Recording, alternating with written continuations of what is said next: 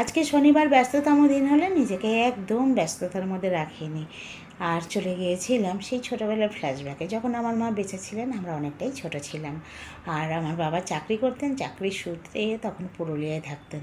আমাদের পড়াশোনাও সেই জন্য পুরুলিয়াতেই হয়েছে।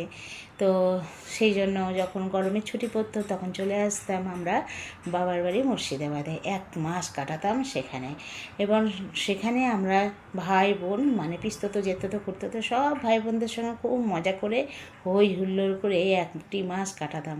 তারপরে তো ফেরার পালা, স্কুল খুলে যাচ্ছে, একরাশ মন খারাপ নিয়ে সারা রাত ট্রেন জার্নি করে কোয়ার্টারে ফিরতাম। এবার ফিরে যে রান্নাগুলি মা আমাদেরকে করে খাওয়াতো, আজকে আমি সেই রান্নাগুলিই করেছি। পাতলা করে মসুর ডাল, আলু সেদ্ধ, যেটা শুকনো লঙ্কা দিয়ে মেখেছি। আর আমাদের বাড়িতে যেহেতু কাঁঠালের গাছ ছিল, কাঁঠালের বীজ নিয়ে যেতাম, সেই কাঁঠালের বীজ ভাজা, বাদাম ভাজা আর গরম গরম মাছ ভাজা। সঙ্গে তো অবশ্যই গন্ধরাজ লেবু একটা থাকতো।